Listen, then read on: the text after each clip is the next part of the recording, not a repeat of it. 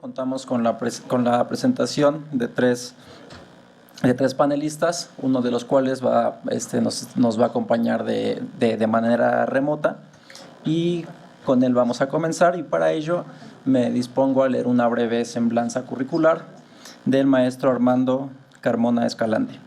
El maestro en ciencias Armando Carmona Escalante es profesor de la licenciatura en Manejo Sustentable de Zonas Costeras de la Facultad de Ciencias de la UNAM, CISAL, en Yucatán.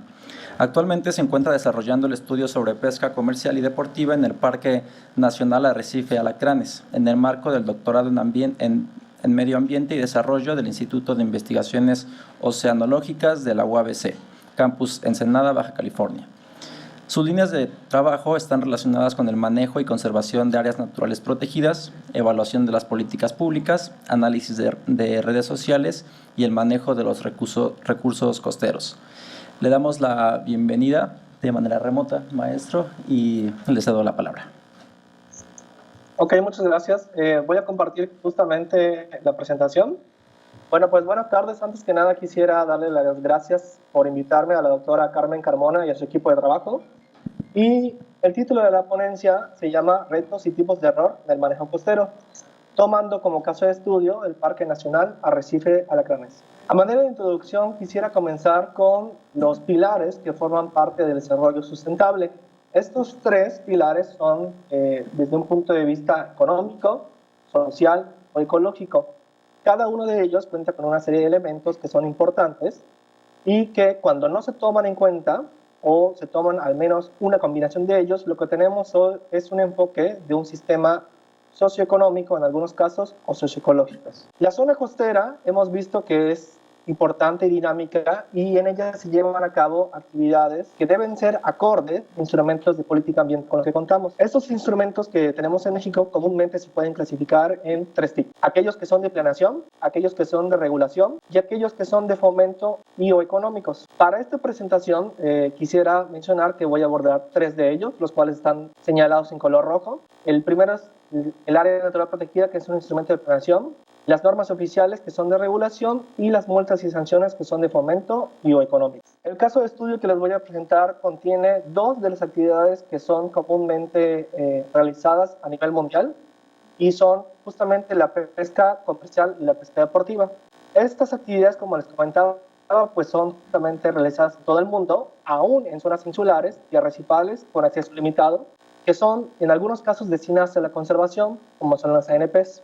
En México, la pesca deportiva se realiza en 150 lugares que comprenden desde la península de Baja California hasta la península de Yucatán, donde comúnmente se realizan alrededor de 250 torneos de pesca. Particularmente en Yucatán, lo que tenemos es que existe una serie de permisos del 2011 al 2015 que van en aumento, como pueden ver en la gráfica. También hemos visto que esta actividad genera un ingreso para 66,000 habitantes costeros que dependen directa o indirectamente de ellos. Un punto además importante es que esta actividad deportiva recreativa representa la tercera actividad más importante en términos recreativos del estado.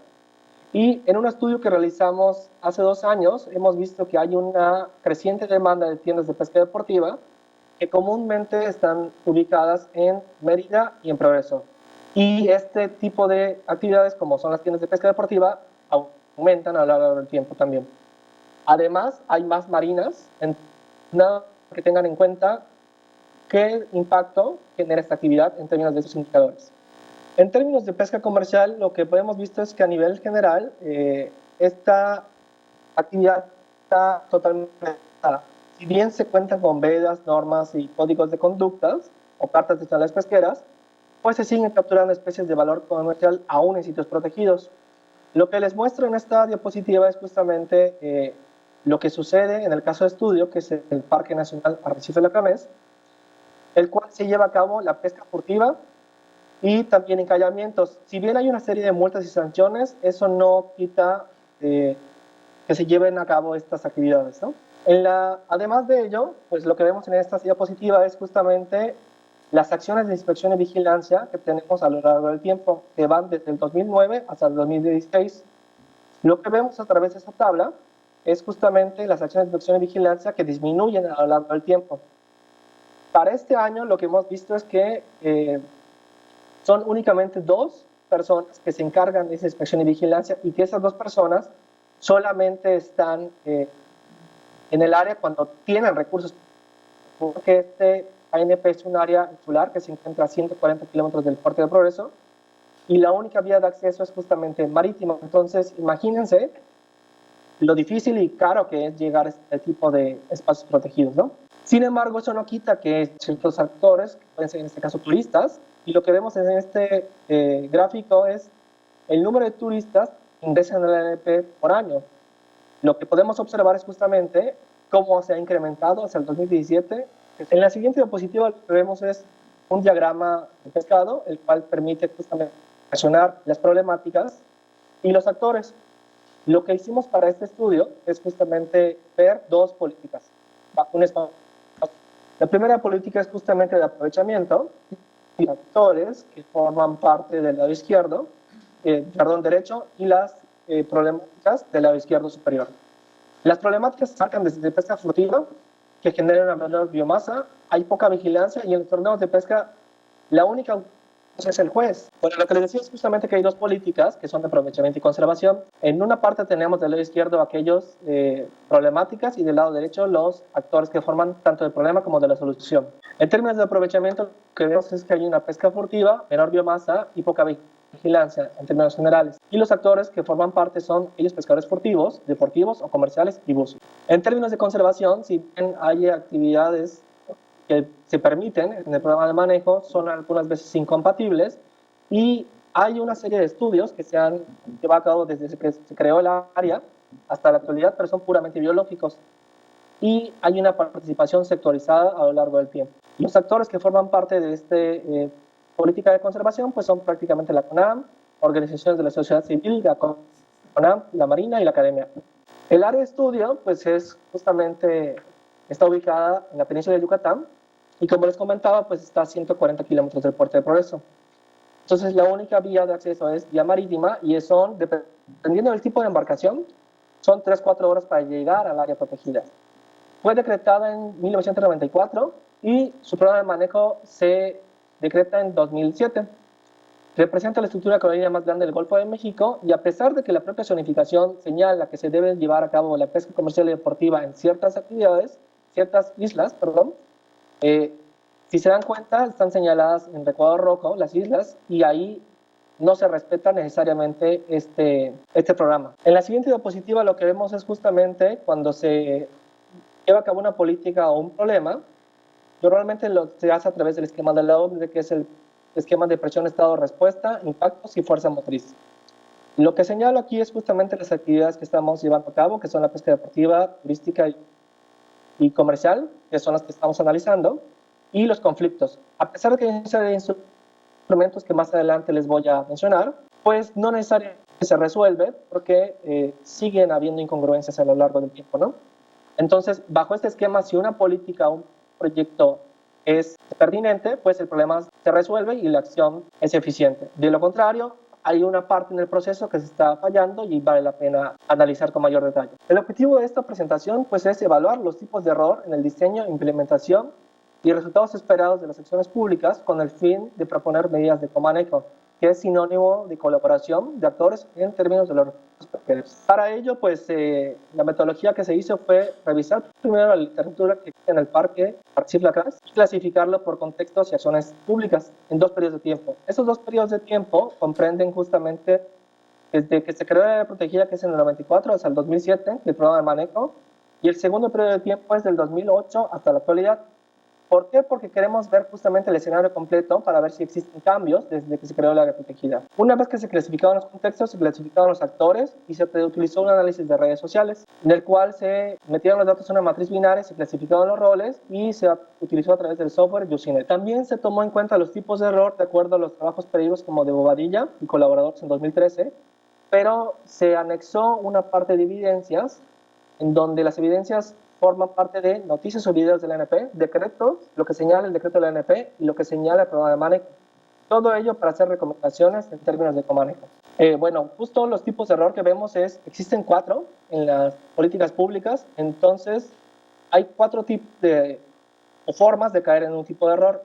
El 0 es justamente cuando existe un problema que está bien definido y una política que ayuda a la resolución del mismo. Esto es justamente que se requiere dar seguimiento a través de indicadores. El 1 es cuando sucede que un problema está bien definido, pero no existe política que lo subsane, entonces se requiere una política.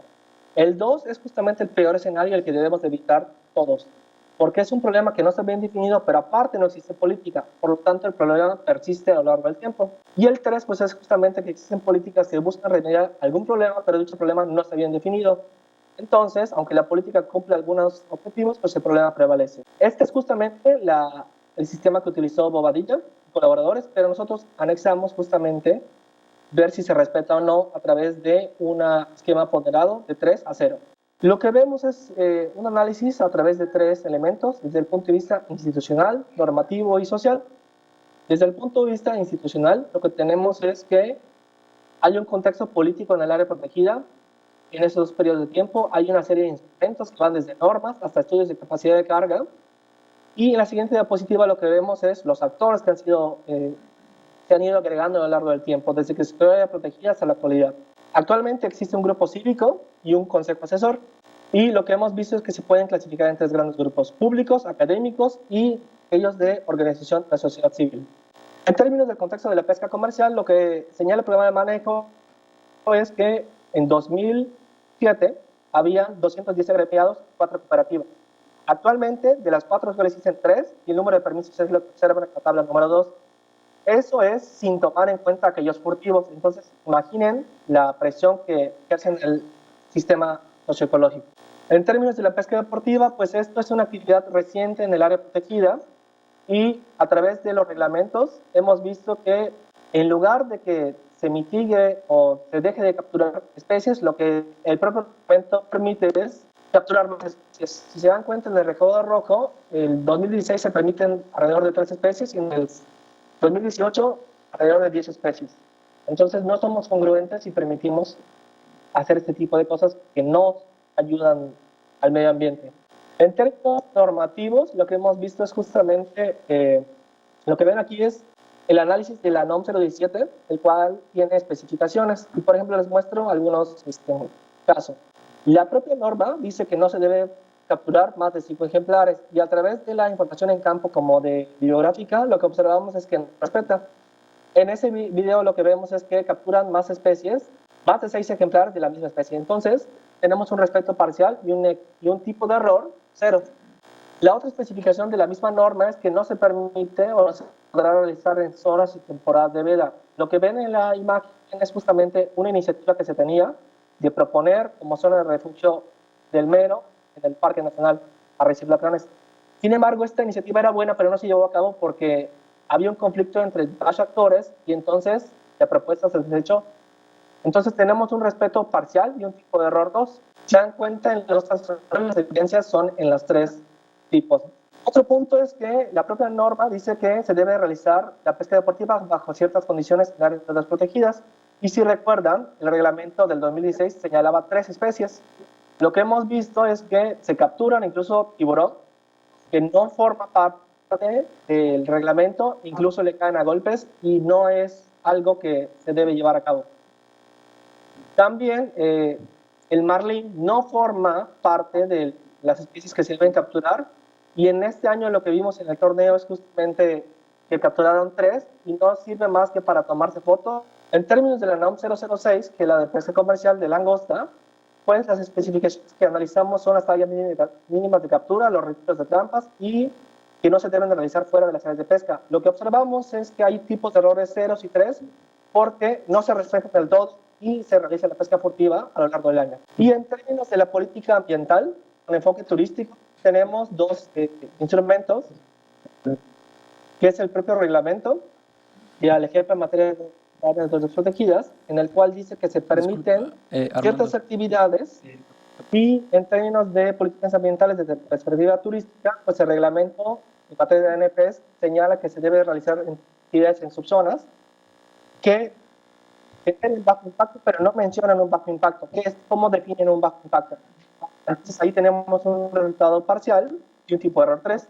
Y el estudio de capacidad de carga fue una iniciativa que se generó por parte de la CONAM en 2015.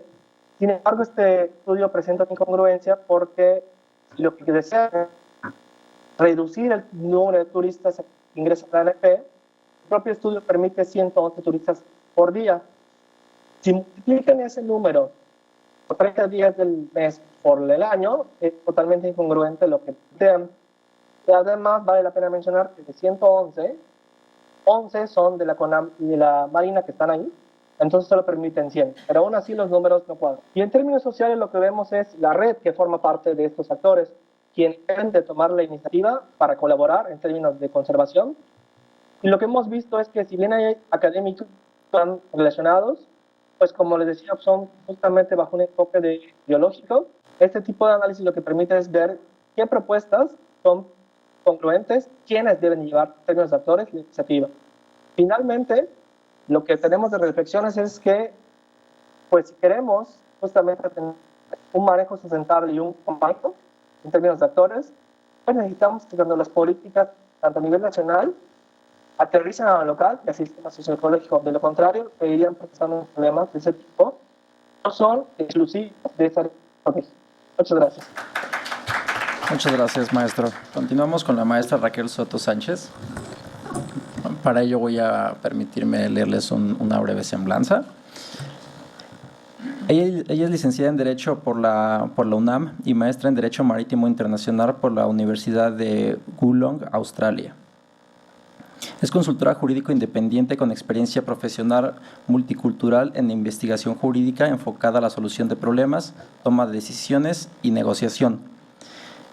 Ha colaborado con el Instituto de Investigaciones Jurídicas en la elaboración del Diccionario Jurídico Mexicano en 2 ocasiones, así como con la Fundación Heinrich Böll Stiftung para México y el Caribe en la redacción del Adendum México al Atlas de los Océanos 2017 sobre el estado de los mares y medio ambiente marino en México en la versión en español.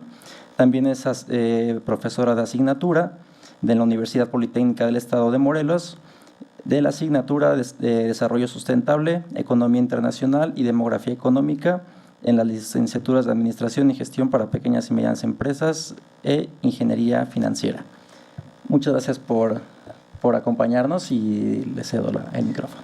Al contrario, gracias Carlos por la presentación. Aprovecho el espacio para agradecer al doctor Pedro Salazar por su interés en fomentar estos eventos académicos y de manera muy especial a la doctora María del Carmen Aurora Carmona Lara por su consideración a su servidora. Muchas gracias, doctora. Bueno, voy a iniciar mi ponencia. Yo específicamente me voy a enfocar, en el coloquio del contexto, a lo que son los vertimientos al mar.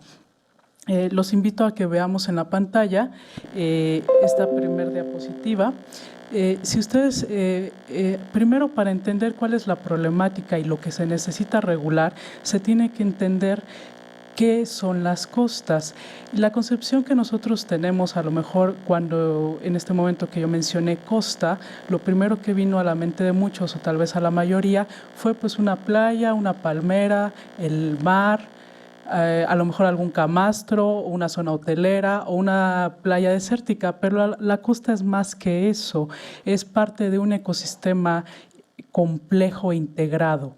Jurídicamente tenemos que abordar y regular los aspectos tal vez individualmente y ese ha sido un grave problema. Se tiene que regular de manera integral.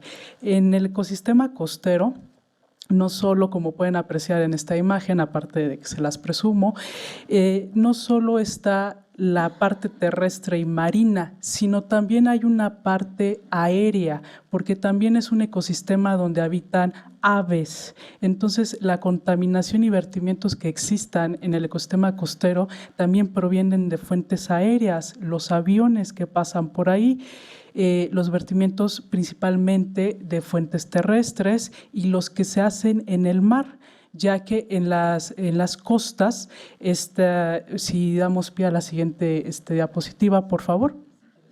con este. A ver, y le avanzo también. A ver. Bueno.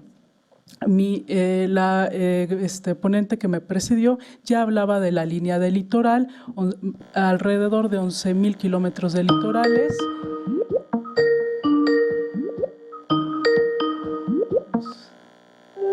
No se preocupen. La línea del litoral o la costa es donde termina el territorio continental y inicia el territorio marítimo de México. Ya también nos comentaba que tenemos 17 estados de México con acceso al mar y alrededor de más de 265 municipios que son parte de estos 17 estados. Aquí la importancia de este territorio es que relativamente es más de la mitad el territorio que tenemos con salida al mar. Muchas gracias, Carlos. Aquí está más ejemplificado, ya la doctora Lilia Padilla nos explicaba un poquito más. Aquí, si se dan cuenta, tenemos océanos y tenemos mares. Ahí tenemos el acuario del mundo, el Golfo de California. La diferencia entre los mares y océanos es la extensión en cuanto a cantidad de agua y también profundidad y clima. O sea, el océano no nada más está calientita el agua o está fría. El clima y la diferencia de profundidades genera la gran biodiversidad que hay en el mar, de la cual a nivel mundial solo se conoce el 3% de ella. ¿Cuánto conocemos nosotros nada más de nuestro territorio marítimo mexicano, que sobrepasa al territorio continental? Tenemos más de 3 millones de kilómetros cuadrados. Y la línea del litoral es esta amarillita que se ve al lado, alrededor de nuestro país.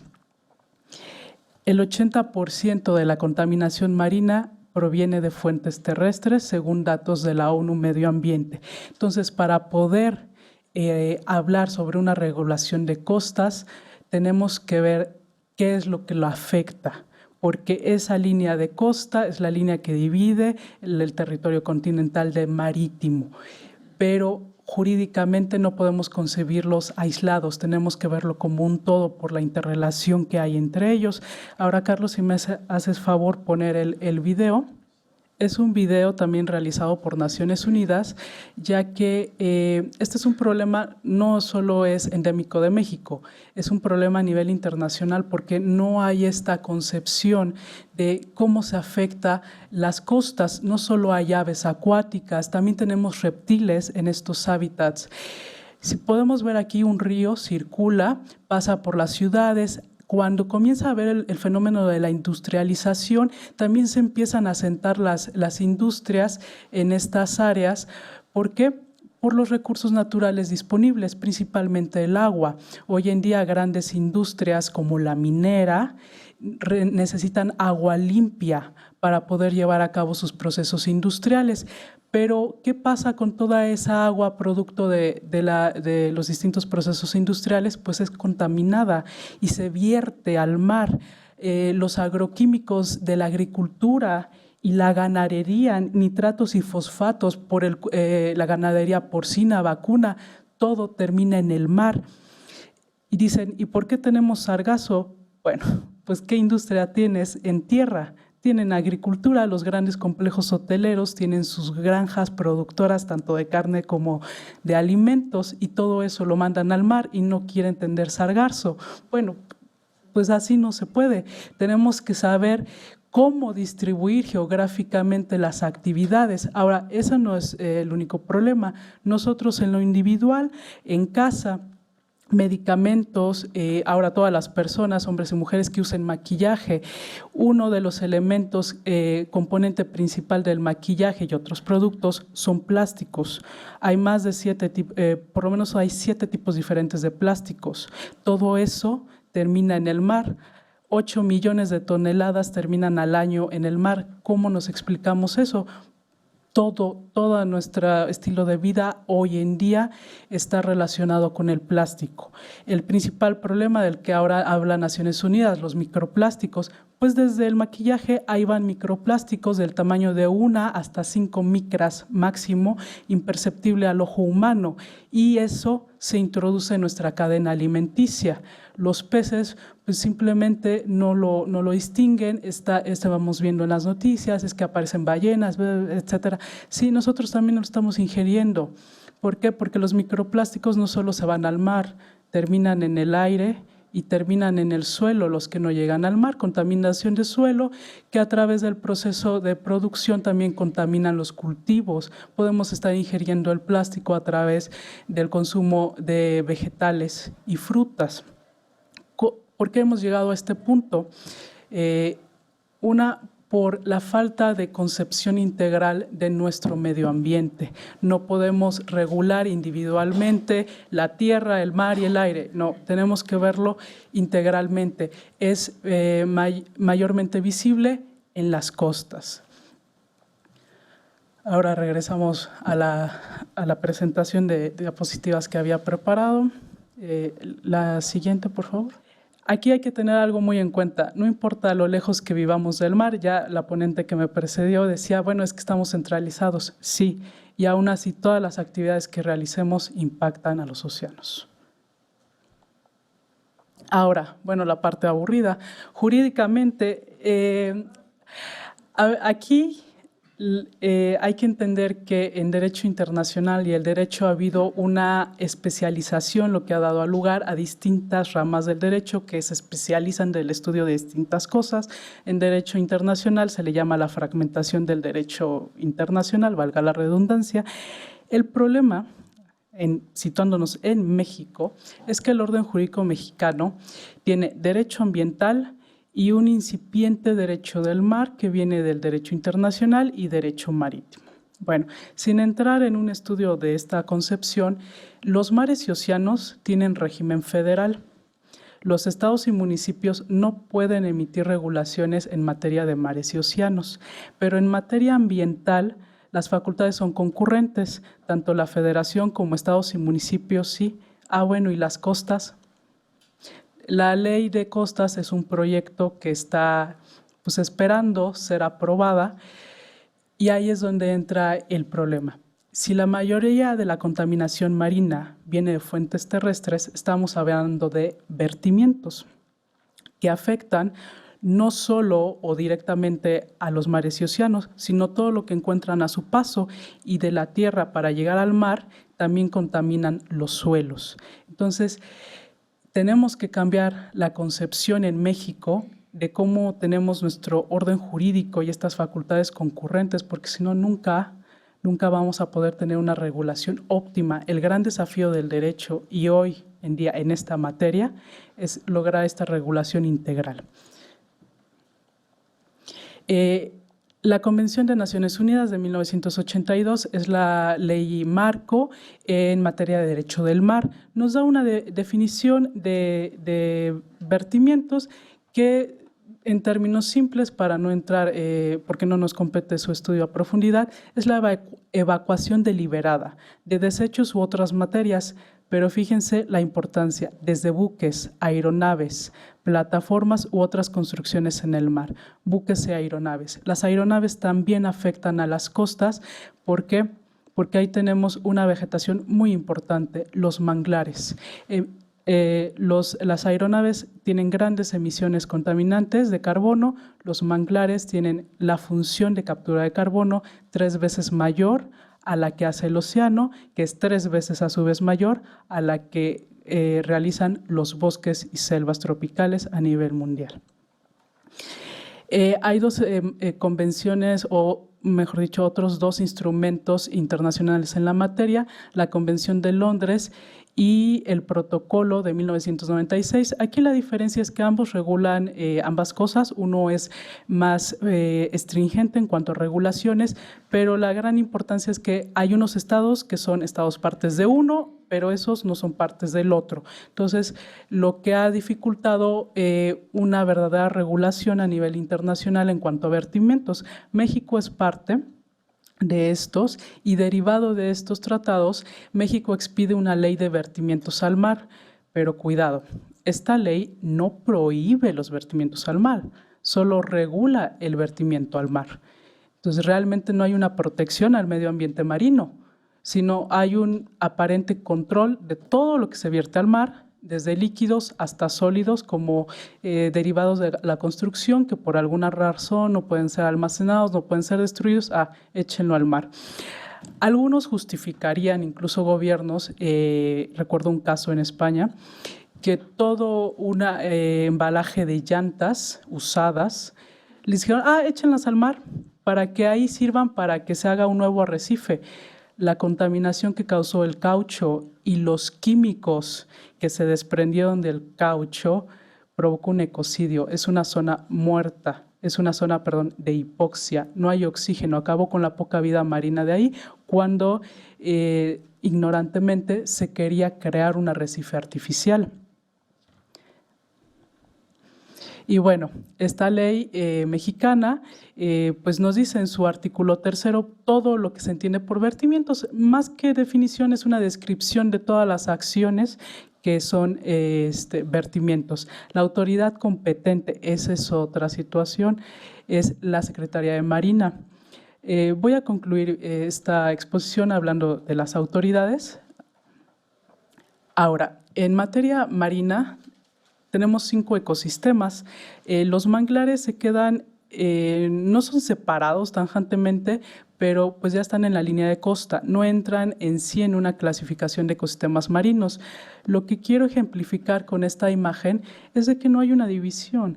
La clasificación que se hace de los distintos ecosistemas marinos es de acuerdo a la profundidad y su ubicación, pero no hay muros en el mar que separen uno y de otro. Lo que suceda, si echamos una bolsa de plástico así, ahí se queda flotando, no pasa, no. Lamentablemente ya se han identificado 2 bolsas de plástico que han llegado al fondo marino hasta donde se conoce. Si el plástico es algo visible, ¿qué pasa con los químicos que no vemos? Que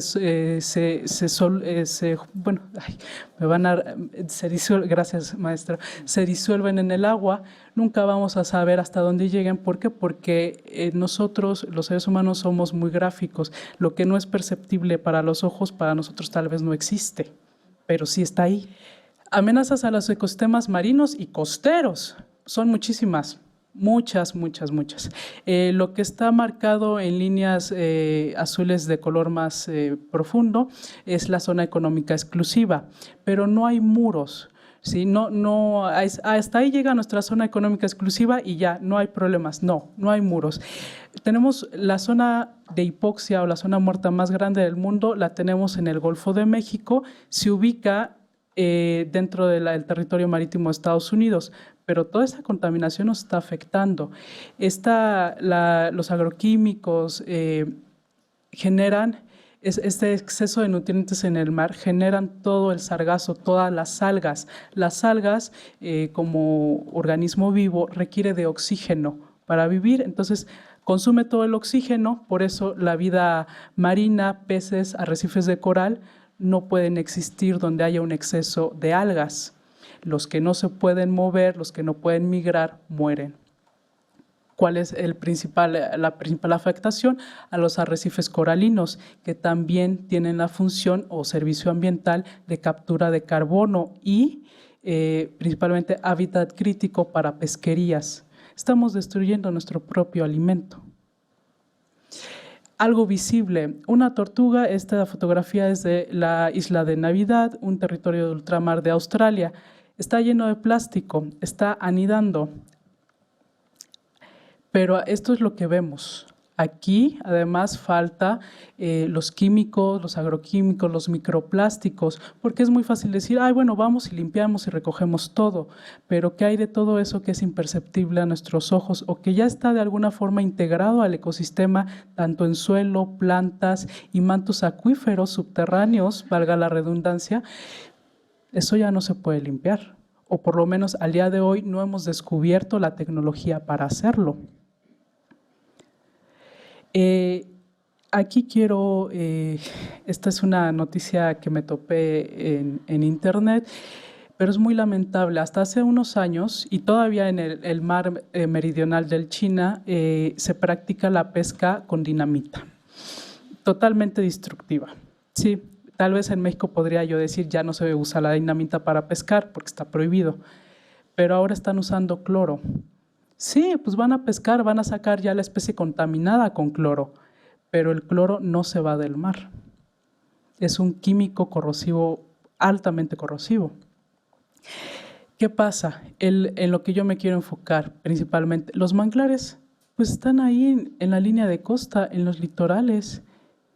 Están protegidos por convenciones internacionales. El problema es que México no las está aplicando correctamente. Mencionaba también la ponente que me presidió, bueno, es que no se debe de divulgar dónde estamos ubicados, por dónde pasan los ductos. Sí y no. No por cuestiones de seguridad nacional, ante la preocupación en este contexto es un ataque terrorista, pero sí se sabe, hay mapeos y es el mismo, se ha dicho, personal de Pemex, quienes incurren en la ordeña. Esa ordeña también es una forma de contaminar porque hay vertido, hay derramamiento de hidrocarburos de manera ilegal, pero también la falta de aplicación de los instrumentos internacionales y el desconocimiento de la infraestructura de nuestro territorio no nos permite saber dónde están las cosas, no solo recursos naturales, sino ya la infraestructura urbana y cómo podrían afectar estos ecosistemas. Este es un manglar de Yucatán. ¿Cuáles son los servicios ambientales que nos dan? Captura de carbono, hábitat para pesquerías, nacimiento y crecimiento, barrera natural de huracanes. No solo los arrecifes de coral. Y aquí algo que también mencionaban en la conferencia magistral, es que no hay investigación. No hay investigación porque no hay recursos. No hay recursos porque no se ha tomado la importancia de invertir en investigar y conocer. La doctora usó unas palabras muy bonitas. México vive de espaldas al mar, pronunciadas por el doctor Raúl Cervantes Ahumada, cuando publica su libro de Derecho Marítimo en 1986 a raíz de la suscripción de la CONVEMAR por parte de México y la publicación de la Ley Federal del Mar. México desde su nacimiento hasta nuestros días vive de espaldas al mar. No hay investigación, desconocemos la mayor parte de nuestro territorio y los efectos que tiene hoy en día. Y la muestra está aquí. Esta ONG, Datamares, hace una publicación en Facebook donde dice: en 2015, la CONABIO, un organismo de nuestro gobierno, reporta 775,000 hectáreas de manglar en México, pero bueno, eso representa las 80,000 menos de las reportadas por Semarnat en 1981. O sea, ¿no? Un error metodológico. Uno. Y dos, el 20 de noviembre, error metodológico posiblemente. Aquí la gráfica que tiene la CONABIO todavía en su página de internet y los datos oficiales que otorga es que hay un aumento, pero realmente México nunca ha presentado un programa fuerte de restauración de manglar, sino al contrario, por el desarrollo en zonas turísticas para hoteleros y otro tipo de industrias se han talado manglares. Y el ejemplo más reciente denunciado por otra ONG es respecto al proyecto de refinería de Dos Bocas de la administración entrante. Estamos en un momento de transición, tal vez no haya atención y no la debida vigilancia de las autoridades competentes. Ya se talaron 300 hectáreas de selva y manglar. La fotografía va más para acá, pero vean la tala y la cercanía. El manglar es uno de los servicios ambientales, barrera natural contra huracanes. En el contexto del cambio climático, México hace unos años hablaba de hay posibilidad de que ronden por acá 4 tormentas tropicales, 6 tormentas, 8. Este año se hablaba de 9 huracanes. Esa es la prueba sencillísima de que no hay programas de restauración, que ha habido destrucción de nuestras barreras naturales contra huracanes, no solo manglares en zonas costeras, sino también arrecifes. Nosotros, al carecer de esto, estamos como estamos, recibiendo todos los huracanes que se nos presenten. Ahora decían al inicio de esta mesa, es que tenemos problemas de conexión. La red de Internet viaja por cables submarinos, tendidos en el lecho marino. La entrada de los cables de Internet a territorio continental se da por costas. Cuando hay tormentas en el mar o en la costa, los cables se mueven y son altamente sensibles. Las fallas de conexión a Internet se dan por este tipo de fenómenos. Lamentablemente, ¿qué queda hacer? Pues hacer lo que no hemos hecho. En este año, la Universidad de Queensland, ahí está la publicación, reporta que solo el 13% de los océanos a nivel mundial permanece en estado silvestre o libre de contaminación. Esas áreas libres de contaminación se aprecian en los colores azules.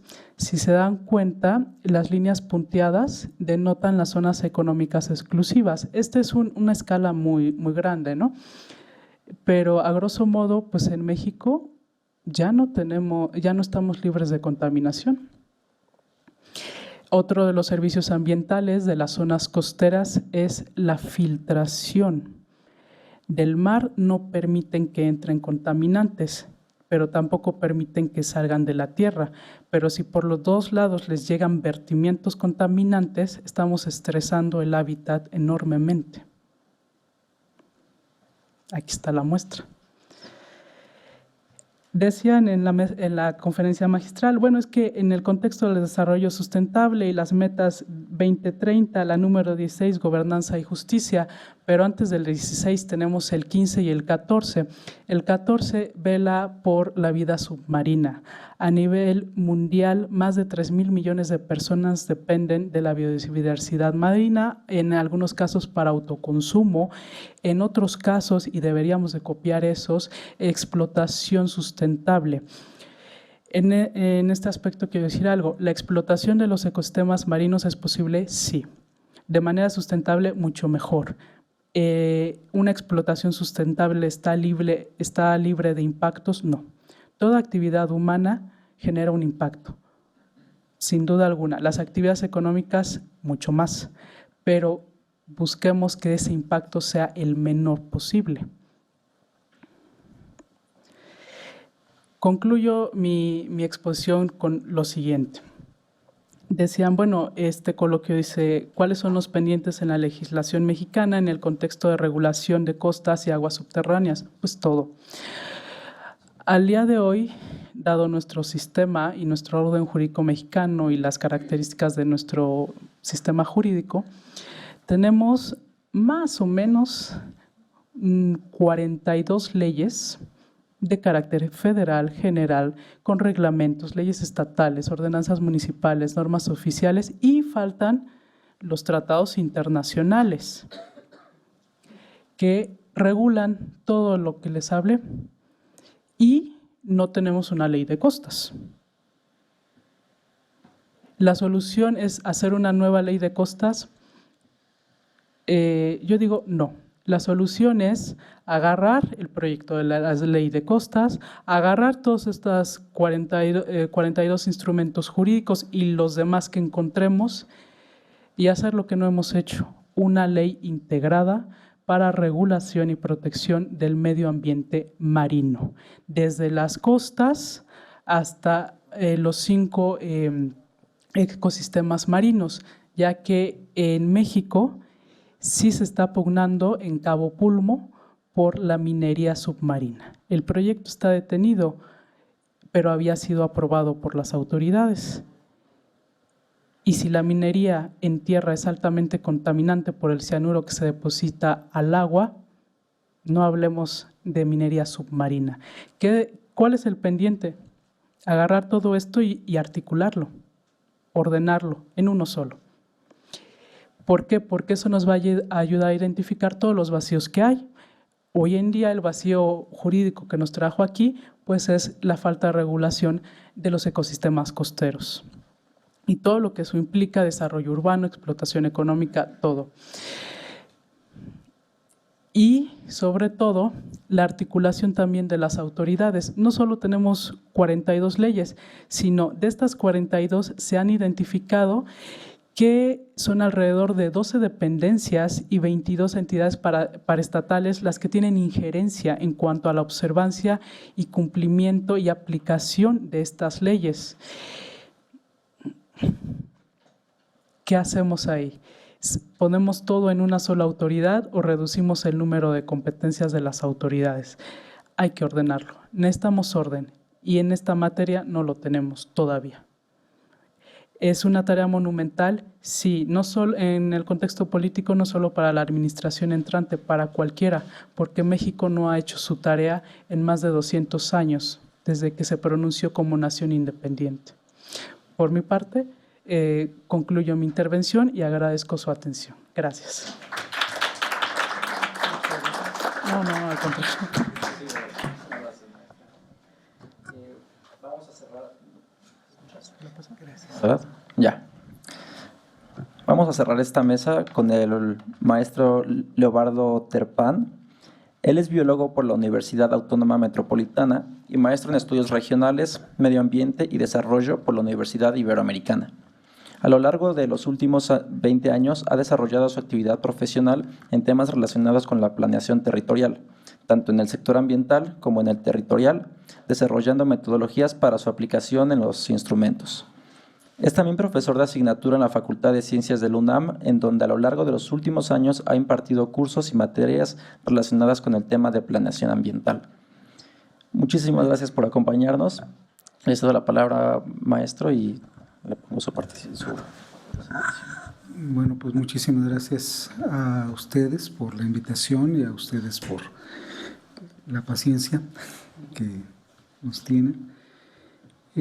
Yo quisiera platicar en estos minutos que tenemos disponibles un poco acerca de temas que engloban la problemática que atañe a este coloquio, pero que son un poco más generales y que tienen que ver con la problemática de la planeación territorial y la planeación en nuestro país. Así es que, bueno, realmente son algunas reflexiones que quisiera compartir con ustedes. Y bueno, empecemos diciendo que la planeación no es un asunto reciente, no es un enfoque reciente que nosotros hayamos inventado a partir de el establecimiento de instrumentos de política ambiental o territorial como el ordenamiento ecológico. Tiene muchísimos más años. Tomando un horizonte a partir de este siglo, podríamos pensar que los primeros intentos para generar un proceso de planeación se da por allá de la década de los 30 con la generación de una ley general de planeación que fue operada a través del gobierno de la República del presidente Pascual Ortiz Rubio, a través de la Comisión Nacional de Planeación. Esto deriva a que el gobierno siguiente, en el primer sexenio o previo al sexenio de Lázaro Cárdenas, se establezca un primer plan sexenal que estaba dirigido a generar áreas estratégicas en materia de economía. Hubo un segundo plan sexenal posterior al sexenio de Lázaro Cárdenas, en el cual bueno, ya estaba México entrando, estaba el mundo entrando en la Segunda Guerra Mundial y estaban cambiando las condiciones económicas. México empieza a entrar a un proceso de industrialización por sustitución de importaciones y bueno, este plan sexenal, segundo plan sexenal, se orienta en buena medida a fomentar los procesos económicos que se están dando a nivel mundial y que se están reflejando en México. Después de este plan, en realidad, a pesar de que hay un tercer plan sexenal, no se toma muy en serio, sino que la política mexicana o la planeación de la política del desarrollo en México se vuelve un poco difusa y toma estos dos elementos principales, que son, por una parte, se procura dar impulso al desarrollo regional, pensando principalmente en la promoción del desarrollo industrial. Entonces se da un fuerte impulso a la creación de parques industriales, a los insumos para la generación de industria, y por otra parte también lo que pretende o lo que busca el gobierno durante este periodo es generar un control territorial. Entonces lo que se produce es un fomento al poblamiento de el territorio nacional. Se fomentan las migraciones, se fomentan los grandes proyectos agrícolas como el Plan de la Chontalpa en los 60s, y finalmente es en 1983 cuando tenemos un nuevo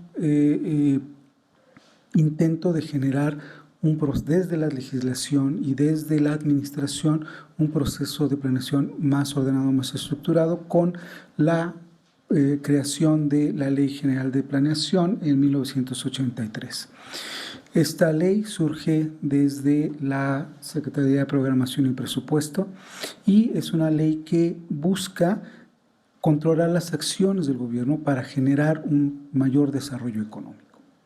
Al mismo tiempo, o un poco antes de esto, hay también un interés por generar planeación a nivel del desarrollo urbano. En este sentido, a partir de las gestiones hechas por la SAOP, que era una supersecretaría, no porque fuera muy buena, sino porque era muy grande, las funciones que cumplía eran muy amplias, se genera la Ley General de Asentamientos Humanos. Voy a acercar un poco la compu porque estoy medio ciego. Esta Ley General de Asentamientos Humanos, una de las cosas que fomenta son la creación de los ordenamientos urbanos. Es a partir de ella que surgen los planes de desarrollo urbano, básicamente las formas en que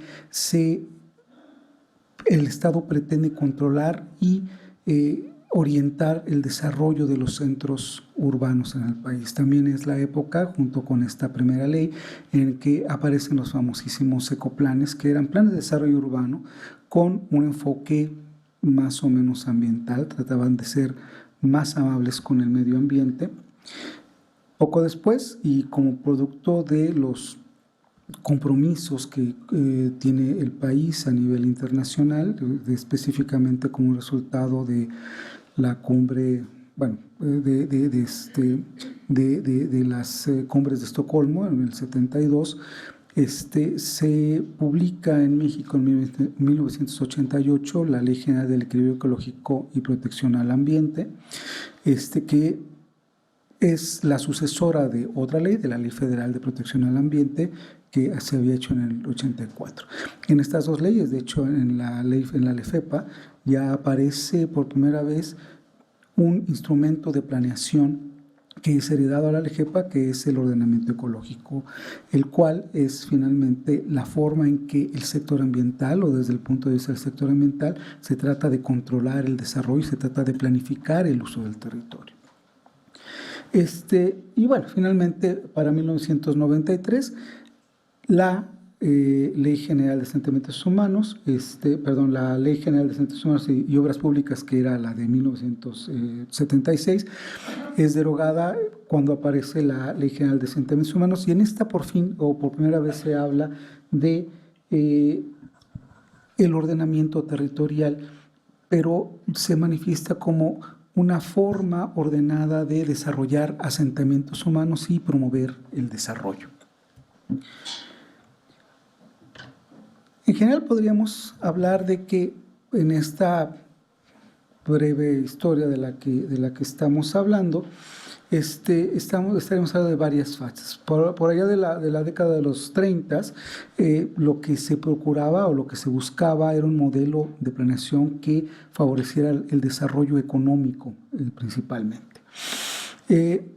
Para la década de los 40, la tendencia cambia y lo que se busca es buscar una mejor regionalización del país, de tal manera que si hubiera un desarrollo económico, pero este fuera de alguna manera más ordenado.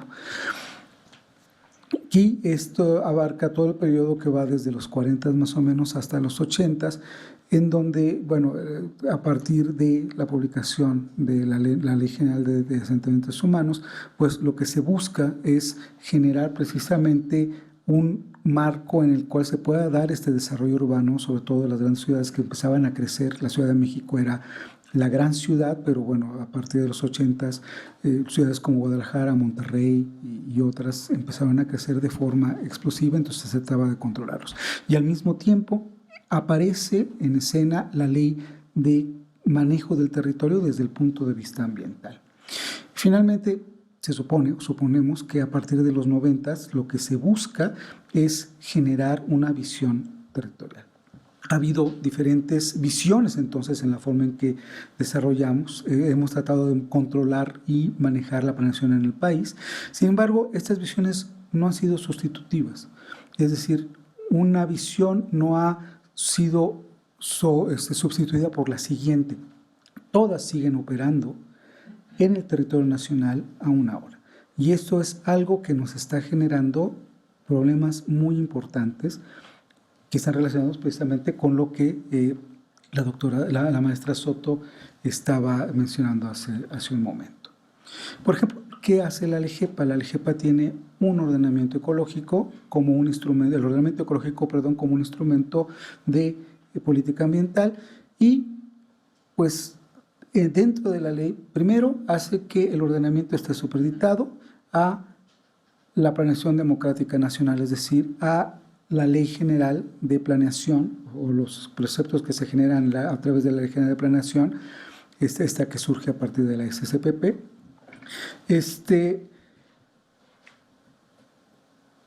Sin embargo, al mismo tiempo, lo que intenta hacer la LEGEPA es, a través del instrumento, es normar y dirigir las formas de uso de suelo que se dan en el nivel del territorio. Sin embargo, en sus orígenes no tenía ninguna forma, ningún mecanismo que permitiera, desde el punto de vista legal, poder normar estas actividades. En 1996 se hizo una gran reforma a la LEGEPA y bueno, ahí lo que se intentó hacer fue tratar de paliar esta falta de mecanismos para poder normar las actividades productivas en el país, haciendo que el instrumento de ordenamiento ecológico tuviera diferentes expresiones a nivel territorial que estaban relacionadas con, por una parte, la escala geográfica, pero también con la escala de aplicación administrativa del instrumento. Entonces, a partir del 96 se establece que tiene que haber un ordenamiento general del territorio que estaría relacionado con la administración federal para todo el país, un ordenamiento regional que estaría muy cercano a lo que serían las administraciones de las entidades federativas y un ordenamiento a nivel local, un ordenamiento local que estaría ligado con las administraciones municipales. Y se apoya en el artículo, en las modificaciones del artículo 115 de la Constitución que le dan facultades al municipio para manejar su territorio para establecer uso del suelo y entonces a partir de ese momento lo que dice, lo que se maneja dentro de la LEGEPA es que el instrumento puede inducir el uso del suelo en el caso de los ordenamientos, el ordenamiento general y del ordenamiento regional, es decir, a través de la acción de las políticas públicas o de los efectos de las políticas públicas desarrolladas por las entidades, tanto de la Administración Pública Federal como de las administraciones estatales, pero también puede regular el uso del suelo cuando hablamos del ordenamiento ecológico local, dado que el municipio es la entidad que va a controlar administrativamente el instrumento y el municipio tiene esta facultad para regular el uso del suelo en el territorio. Pero al mismo tiempo, bueno, pues lo que tenemos es que por una parte está la obligación para los municipios de generar un plan de desarrollo urbano, dada por la Ley General de Planeación, pero por la Ley de Asentamientos Humanos, y por otra parte tenemos esta atribución que le da el la LEGEPA, la ley ambiental. Y entonces el municipio se ve obligado a tener dos instrumentos que están actuando de manera concomitante dentro de su territorio al mismo tiempo, y que fueron diseñados de forma independiente, sin que hubiera una visión que les permitiera tener una liga entre ellos. Y bueno, en eso estábamos.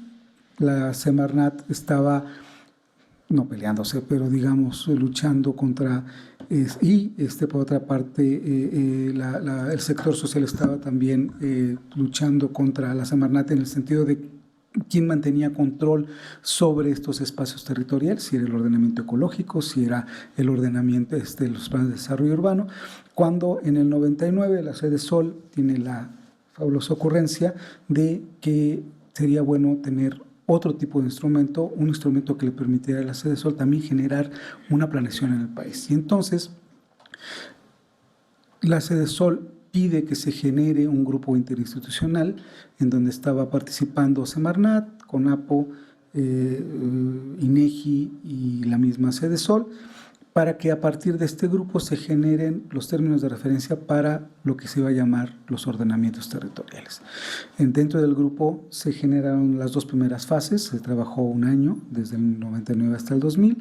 En el 2000 hay un rompimiento de relaciones, está relacionado esto con el cambio de gobierno, y finalmente la Sedesol se retira del grupo, se lleva las dos primeras partes de los términos de referencia, y en colaboración con el Instituto de Geografía de la UNAM generan los términos de referencia para las dos fases del instrumento, y lo empieza a aplicar.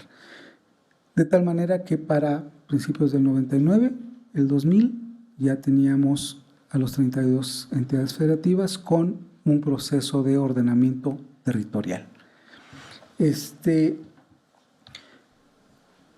Un ordenamiento que, si bien se mantiene sobre el mismo territorio, tiene fines distintos.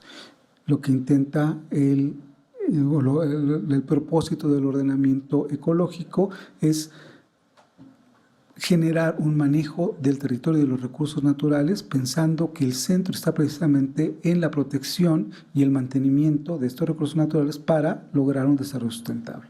Mientras que el centro, el eje central de los ordenamientos territoriales como se concibieron en el año 2000, estaba dirigido al crecimiento urbano y al crecimiento de las actividades productivas, en donde los recursos naturales servían como un alimento para el desarrollo de estas actividades. Entonces, bueno, a final de cuentas lo que tenemos son visiones completamente distintas del manejo territorial.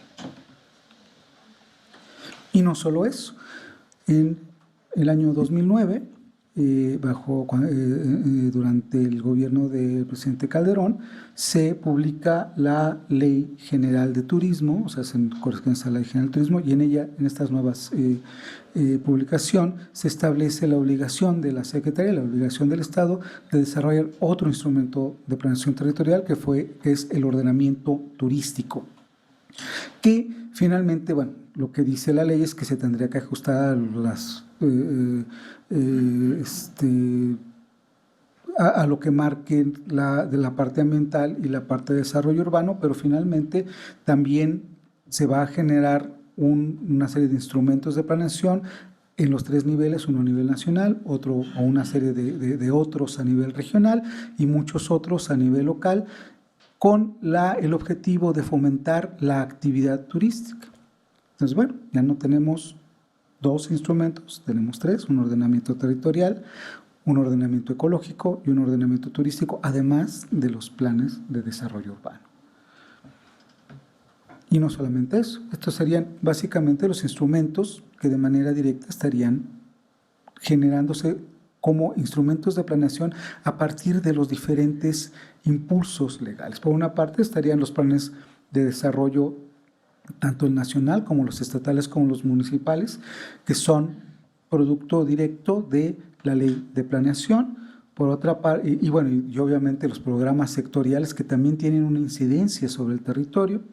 Por otra parte, tendríamos los planes de desarrollo urbano que provienen de la Ley General de Asentamientos Humanos, que por cierto no lo mencioné, pero fue derogada en 2016 y ahora tenemos una nueva ley que es la Ley General de Asentamientos, siempre se me olvida el nombre, es larguísimo, el ordenamiento territorial de desarrollo, bueno, esa ley, la lega todo, quién sabe qué, que es la que está finalmente impulsando estos planes de desarrollo urbano. Por otra parte, y también al ordenamiento territorial, y por otra parte tenemos el ordenamiento ecológico y el ordenamiento turístico, y cuántos más.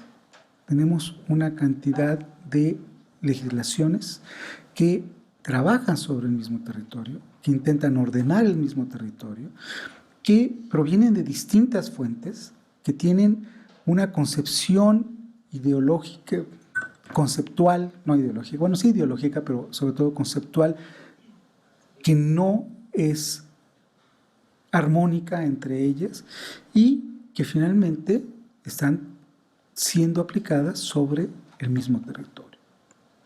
Cada instrumento viene de diferentes fuentes y obedece a diferentes pulsiones, a diferentes necesidades de la administración pública, de diferentes grupos de poder inclusive, y están actuando todas sobre el mismo territorio. Y esto se convierte en un acto de esquizofrenia, donde imaginemos a cualquier municipio donde tengamos un ordenamiento ecológico, bueno, tenemos su plan de desarrollo urbano, porque si no, no puede hacer nada, pero además le vendieron la Semarnat le vendió el ordenamiento ecológico, llegó Sedato, le torció el brazo para que hiciera el ordenamiento territorial y viene turismo porque además es pueblo mágico y le hace su ordenamiento turístico.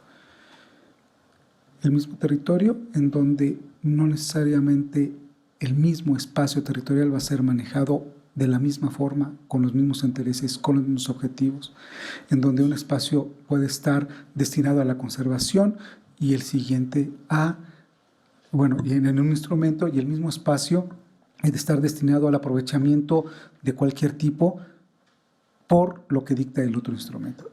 Y a esto le tendríamos que sumar además la acción de los planes, todos los planes y los programas sectoriales que tienen también una expresión territorial, en donde, pues bueno, lo que tenemos es que el sector ambiental a lo mejor tiene el interés de tener, además de todo, un área natural protegida, pero el sector agrícola tiene el interés de generar una zona de alta producción agrícola ahí, no solamente con especies nativas, sino además con especies o exóticas o genéticamente modificadas, y al mismo tiempo la Secretaría de Economía tiene el interés de generar parques industriales. Entonces, bueno, lo que pasa es que nuestro pobre territorio está respondiendo a todo eso y el resultado es el que tenemos, un territorio desarticulado en donde esa desarticulación genera una serie de problemas, por una parte ambientales, pero también sociales. Y entonces, bueno, pues allí, así las cosas, ¿cuál es la solución? Obviamente, lo que tenemos son distintos enfoques en la forma de abordar la problemática. Podríamos hablar de que, por una parte, habría un enfoque disciplinario, instrumentalista, que está muy, muy cercano a lo que tradicionalmente ha sido la planeación más bien ambiental, en donde para la planeación ambiental, para la elaboración de ordenamientos ecológicos, lo que importa son los datos duros, es el tipo de suelo, el clima, etcétera, etcétera. Otro que estaría más enfocado hacia, estoy pegándole al micrófono, disculpen ustedes, hacia el enfoque social económico, que estaría más ligado un poco hacia lo que sería el ordenamiento territorial, en donde lo importante es el desarrollo social, el desarrollo económico, y un enfoque urbano desarrollista, que estaría más asociado a los planes de desarrollo urbano y a los nuevos instrumentos, por ejemplo, los estudios de resiliencia urbana, y a lo mejor un poco los atlas de riesgo que se generan actualmente en Sedatu. Y bueno, finalmente lo que tenemos son estos enfoques que se contraponen, que no tienen una visión armónica entre ellos. ¿Qué es lo que tenemos que estar buscando? Bueno, pues un enfoque que buscara por una parte o que aceptara por una parte la presencia del sistema un enfoque sistémico y que además tuvieran una expresión territorial. ¿Por qué sistémico? Bueno, porque a final de cuentas en el territorio lo que tenemos son elementos de diferente naturaleza que interactúan entre sí y a través de interacción se van a interdefinir y no van a ser finalmente los mismos. Esto suena así como que a mucha filosofía y a mucha magia, pero al final de cuentas es cierto. Un elemento, digamos, una actividad productiva no funciona igual y no tiene las mismas características 5 minutos, madre de Dios. En distintos tipos de producción. Además, tenemos también toma en cuenta las teorías del ciclo adaptativo, donde hay ciclos de construcción, de almacenamiento de energía y de destrucción que pueden generar otro tipo de sistemas cuando se colapsan, y a final de cuentas también son sistemas socioecológicos que tienen una serie de atributos que tienen que ver tanto con las características del sistema como con los efectos de las actividades humanas sobre el mismo sistema. La transformabilidad y la adaptabilidad son dos características importantes que están dadas por las sociedades humanas. Y finalmente son sistemas que van a tener expresión territorial.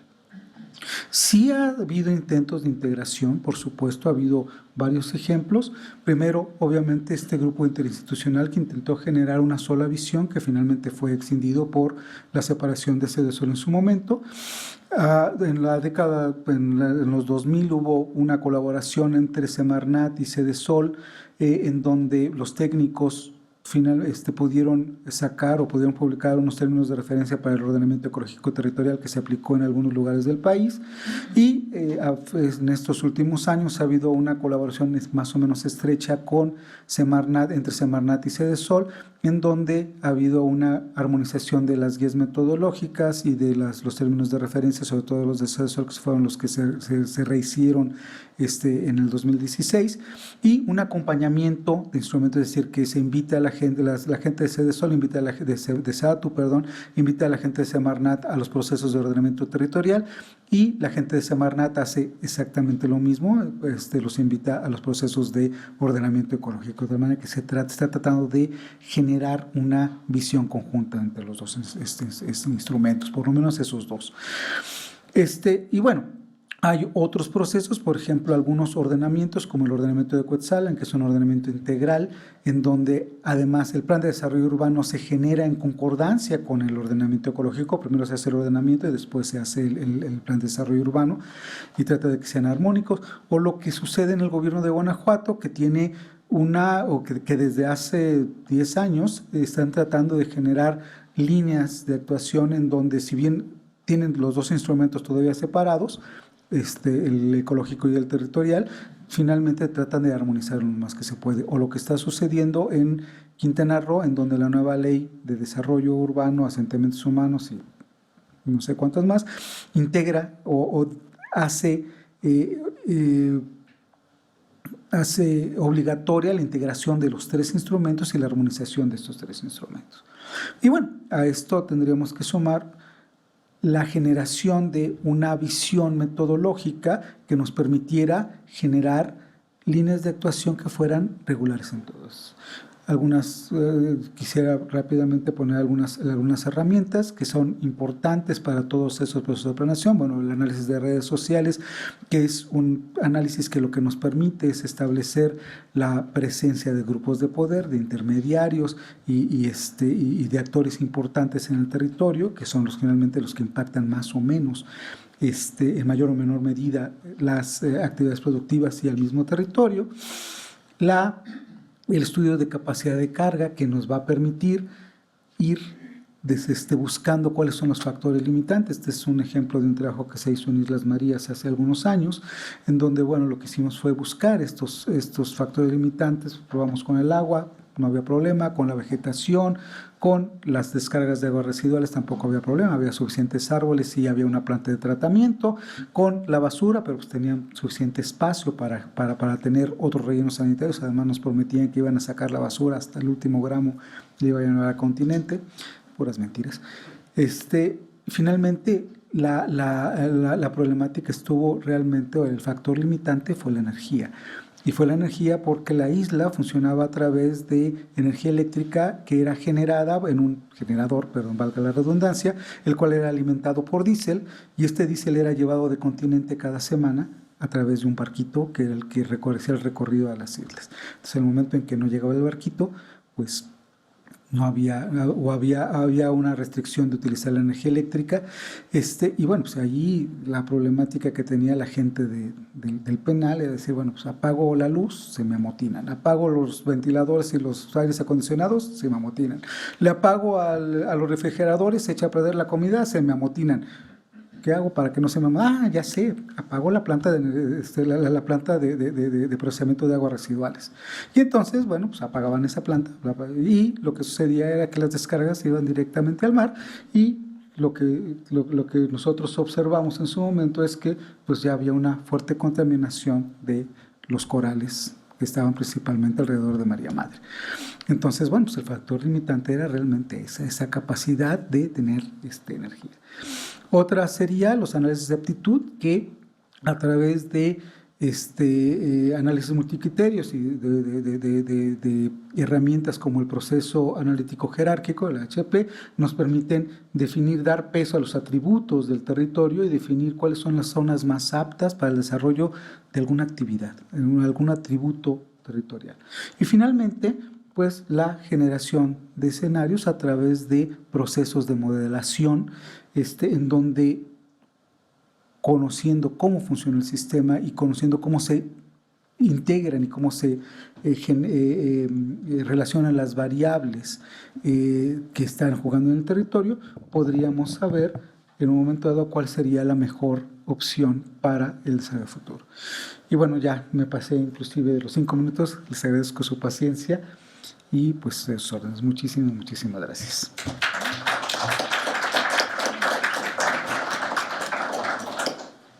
Vamos a pasar a una sesión de preguntas y respuestas, pero antes voy a reconectar al maestro Armando. Bueno, yo quiero felicitar a la mesa, sobre todo porque creo que esta mesa fue muy propositiva en el sentido de que los dos grandes temas que pensamos que son pendientes en la legislación, que es la costa y el agua subterránea, requieren precisamente de esa integralidad. Yo quisiera destacar dos cosas fundamentales, que es precisamente una de las cuestiones en las que se carecen. Uno es la integración de la legislación ambiental con la legislación administrativa y con los tratados internacionales. Creo que ahí hay un esquema pendiente a realizar, tanto para el caso de las costas como para el caso del agua del subsuelo. Y bueno, en este caso también esta necesidad de planeación, o sea, es bien curioso de que empezamos con áreas naturales protegidas en donde también hay programas, y esta, digamos, falsa apreciación de las herramientas de una política ambiental que finalmente, y parece ser que esto lo estamos viendo en casi todas las situaciones, el caso de la LEGEPA cuando apareció, sobre todo generando instrumentos de política ambiental, fue única en su momento y fue la pionera. Pero el problema es cuando no se da lo que finalmente también en otros países se llama evaluación ambiental estratégica, en donde la planeación es fundamental, pero porque la planeación es fundamental porque lo que necesita es apoyar a la política. Y aquí el asunto es que en toda la actuación gubernamental para cuestiones ambientales, de recursos naturales, y nos lo acaban de presentar con el territorio, es que mis esquemas de planeación no coinciden con las políticas porque no creo que existan las políticas. Sí, o sea, no. ¿Cuál es la política de ocupación del suelo en el país? ¿La agraria? ¿La ambiental? ¿Cuál es la política de manejo integral del agua? ¿sí? Bueno, O sea, la voy a interrumpir, doctora. Yo creo que en el contexto contemporáneo, la política de uso de suelo algunos dirán, los politólogos, se ha desviado hacia un área populista. Darle vivienda digna a los ciudadanos mexicanos. Yo no estoy en contra de ese derecho humano ni de ese derecho en sí mismo reconocido a nivel constitucional en nuestro orden jurídico, pero esa concesión de vivienda digna no ha cumplido con una planeación urbana propia y ha sido uno de los casos que ha dado pie a los grandes ecocidios de los que hoy estamos sufriendo. Y que bueno, esa es la pregunta. O sea, aquí el asunto es, porque pareciera que es un asunto de planeación. Si uno se va a otra legislación internacional, que es el caso de la Ley de Evaluación Ambiental Estratégica Europea y que también los diferentes países han desarrollado, el caso español, que es el más cercano por el idioma, digamos que es el más conocido aquí en México, pero pues también está el alemán y también hay otros más. Aquí esa es la pregunta, o sea, ¿por qué estamos planeando que finalmente la ley de planeación me sirve para obtener programas? Y tengo programas de áreas naturales protegidas y tengo programas sectoriales y tengo el programa de vivienda y tengo el programa ambiental y tengo el programa hídrico. O sea, pero entonces tengo programas sin políticas, sin estrategia y que luego leyes que además me institucionalizan cada una de estas situaciones. Entonces, un poco quería poner en la mesa esta reflexión.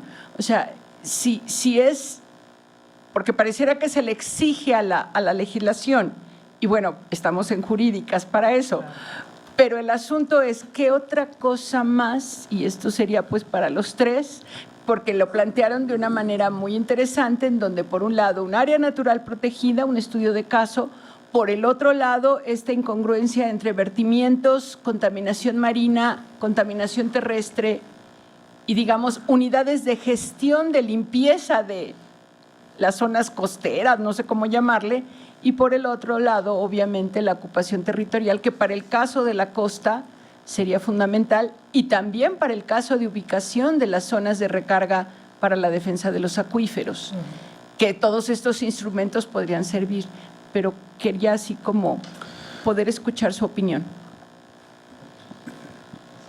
Bueno, yo no soy abogado, mi conocimiento de leyes es realmente básico. Sin embargo, bueno, he estado en la administración pública ya algunos años y no sé si sea la respuesta correcta, pero ahí va. Nosotros somos un país de leyes, tenemos una cantidad de legislación impresionante. También somos un país de planeación, hemos hecho planeación durante mucho tiempo.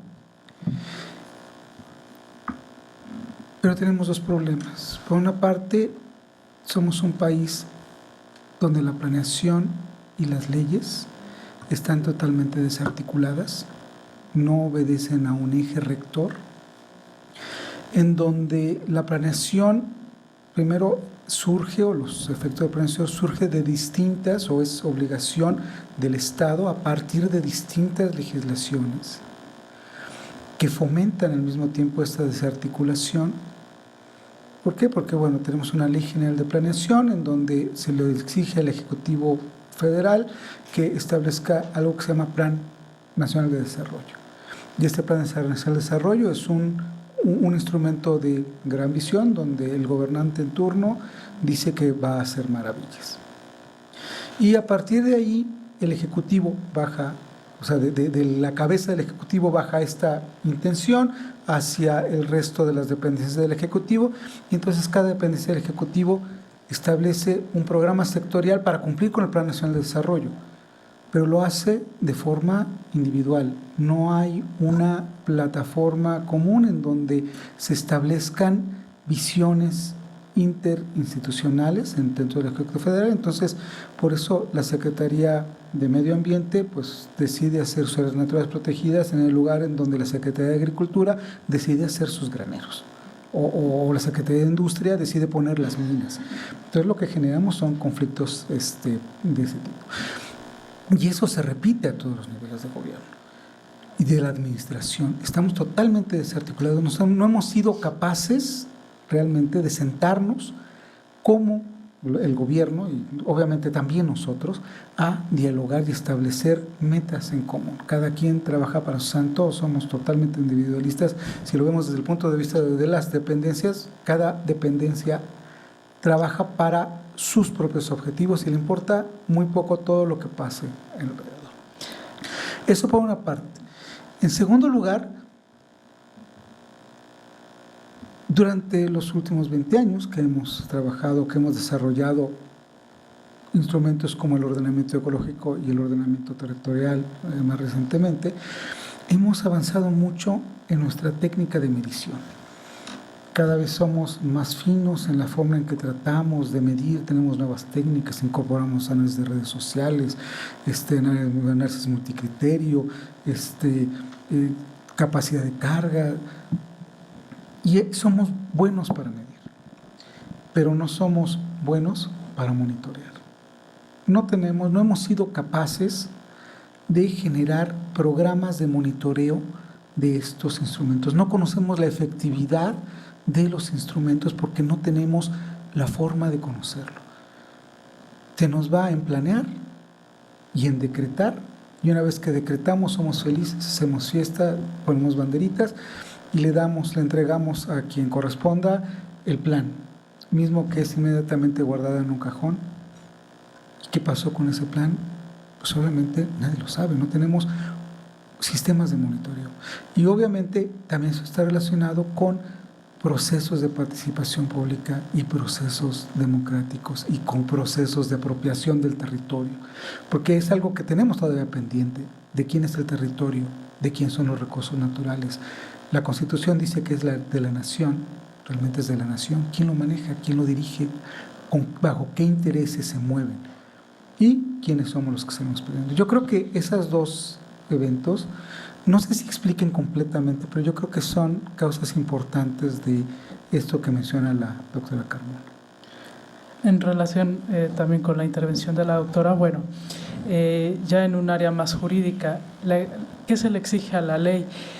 Bueno, en la práctica mexicana se ha dado que la ley aparece para remediar ya algo. O sea, primero tenemos el hecho, lo que aconteció, y ya después viene la ley. ¿Cuál es la exigencia que se le tiene que pedir a la ley mexicana? Porque esto no es en todos los casos a nivel internacional. Que se adelante. ¿Qué ejemplos de leyes que se adelantan? Bueno, ya lo tenemos incorporado a nuestra legislación, pero entre tantos ordenamientos jurídicos parece que está en el olvido. El principio precautorio o de precaución anticipada está en la LEGEPA mencionado en alguno de sus muchos artículos. ¿Qué nos dice ese principio? Si hay duda o incertidumbre científica porque los instrumentos tecnológicos que hay no son capaces de determinar el daño o la tecnología es insuficiente para predecir un daño, no se debe de hacer nada. Ejemplo que está sucediendo. Fueron consultados académicos aquí de la UNAM respecto de la ampliación del puerto de Veracruz. Su dictamen fue: es incierto el daño ecológico. Va a haber un daño, pero no podemos saber la magnitud. Se aprobó el proyecto. 48 colonias de arrecife de coral fueron destrozadas. La cobertura mediática vino a aparecer cuando el gobierno de Veracruz dijo: pero las vamos a reubicar allá, nos los llevamos de aquí para allá, y allá van a estar bien. Y tomaron fotos y videos. Esos corales están destinados a morir. ¿Por qué? Por la profundidad, el tipo de iluminación, la temperatura de las aguas no es la misma en una y en otro. Decimos, bueno, es que las leyes, esto, el otro. ¿Dónde se está haciendo el puerto de la ampliación al puerto de Veracruz? Dentro de la circunscripción de un área natural protegida. Pero ¿cómo es eso? Pues muy fácil. el gobierno de ese entonces recorrió los límites del área natural protegida. Dijo, está aquí, pues mueve la rayita, ya, entramos. Y para la construcción del puerto están trayendo rocas de otra área natural protegida de los Tuxtlas para meterla ahí. Eso da lugar a estas especies exóticas o invasoras, que de lo que quede del ecosistema marino ahí, es posible, y esto va de la mano con lo que decía la ponente que me precedió, la doctora, es que el comercio marítimo, el comercio internacional, sí, si yo les pusiera el mapa de las áreas marinas que quedan silvestres con las rutas de navegación están donde está la contaminación. Sí. ¿Qué nos invitan? ¿Qué falta también en México? Trabajo multidisciplinario. La doctora que me precedió, Lilia Padilla, ella viene del Instituto de Geografía, en materia de geografía económica. Tenemos que valorar si se va a realizar una infraestructura frente a los servicios ambientales que estamos recibiendo de ese ecosistema. La obra de la expansión del puerto de Veracruz, yo no la aborde porque eso no entra dentro del tema de vertimientos en costas. ¿Qué sucede? Sí, va a traer una gran derrama económica y va a fomentar empleos, pues mayormente para los navieros, para los dueños de las empresas que dan servicio de transporte marítimo, para los que están intercambiando mercancías, exportaciones e importaciones. ¿Qué va a pasar? No hay arrecifes de coral, no hay pesquerías, la población que vive y el turismo que va a Veracruz a razón de su abundancia en recursos pesqueros, esa población va a perder su trabajo, no va a haber turismo. Además de todo eso, ¿qué va a pasar?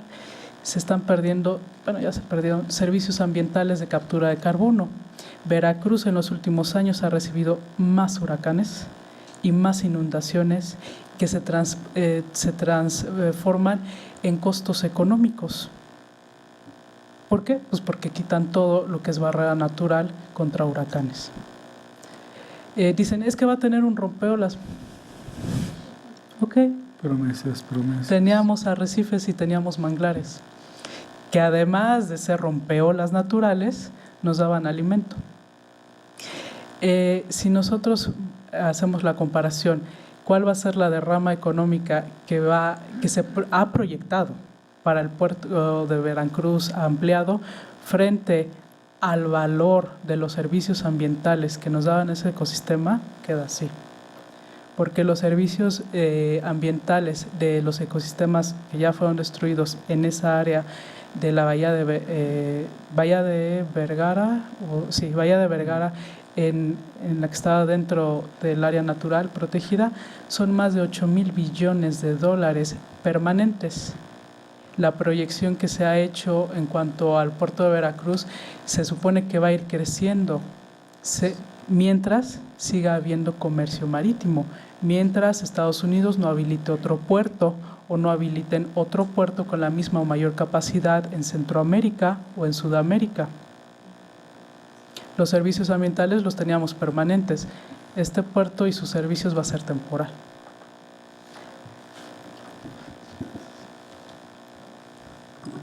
Perfecto. Maestro Carmona, ¿quiere agregar algo? Sí, yo solo quisiera complementar, concuerdo con lo que dicen mis compañeros que pusieron en mi ponencia, pero contestando la pregunta que hace el público, pues me gustaría primero pues, ver hasta qué objetivos queremos llegar, ¿no? Cuando se habla de una política en particular. También concuerdo con que hace falta investigación y medir los indicadores de éxito de ciertas políticas. También es justo y necesario generar mecanismos de participación efectivos que permitan no solo la participación sesgada o sectorizada de ciertos actores. Me parece que de esa forma, si logramos generar estos tres elementos, podríamos tener coherencia en los tres niveles que les presentaba desde el punto local y ecológico, y de ello, o por ello, evitar este tipo de errores que les mencionaba en el caso de estudio, que si analizáramos otros casos, caeríamos en ese tipo de errores. Entonces la respuesta a lo mejor no es generar más leyes o la ley de que inventaba la maestra, sino más bien ver en qué estamos fallando y medir el éxito que permita ver la incoherencia o la incompatibilidad de este tipo de instrumentos de política. Muchísimas gracias, maestro. Bueno, con esto terminamos esta mesa.